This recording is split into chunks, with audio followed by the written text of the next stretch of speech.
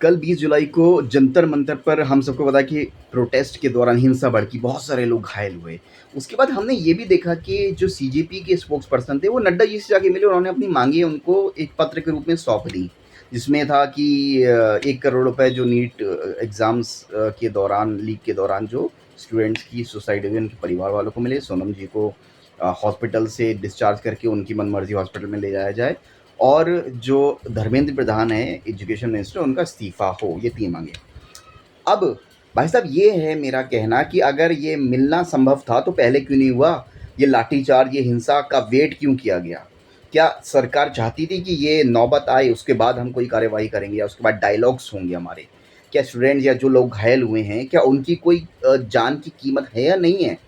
Lathi charge is very common, very normal thing in India. अगर बाहर हम कहीं ऐसा सोचें तो पॉसिबल ही नहीं है किसी आम नागरिक को कोई पुलिस वाला पीटे, वो भी भीड़ को पीटे, और इतना पीटे कि बंदा बेहोश हो जाए, गिर जाए। और उसमें ऐसा नहीं है सिर्फ मर्द, महिलाएं, बच्चे, कम उम्र के लड़के सब शामिल हैं उसमें। तो इंडिया में ये बहुत नॉर्मल चीज़ है, इस पर कोई बात नहीं करता।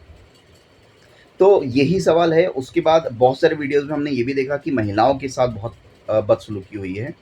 हालाँकि बहुत सारे पुलिस वाले भी घायल हुए हैं, बट जिनके हाथों में डंडे हैं, जिनके पास एक हथियार है और सामने वाले निहत्थे लोग हैं, तो हम लोग ये तो अंदाज़ा लगा सकते हैं कि कौन मज़बूत स्थिति में होगा उसमें। जो निहत्थे लोग हैं, वो तो ऐसा कुछ आक्रमण नहीं कर पाएँगे, ठीक है ना? बाकी डायलॉग्स बहुत ज़रूरी हैं, भले ही वो प्रोटेस्ट के दौरान हो या फिर हमारे नेता अगर मिलना चाहें किसी अ, ऐसे जगह पर, स्टेज पर आके किसी सीजेपी या सोनम वांगचुक जी से, तो अगर ये पहले हो जाता तो बहुत बेहतर रहता।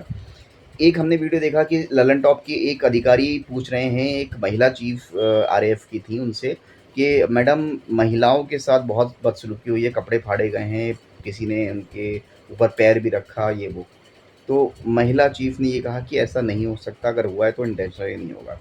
मेरा सवाल ये है मैडम कि अगर ऐसा हुआ है और इंटेंशनली नहीं है, तो क्या उस पुलिस अधिकारी पर या उस आरएएफ के अधिकारी पर कोई कार्रवाई होगी?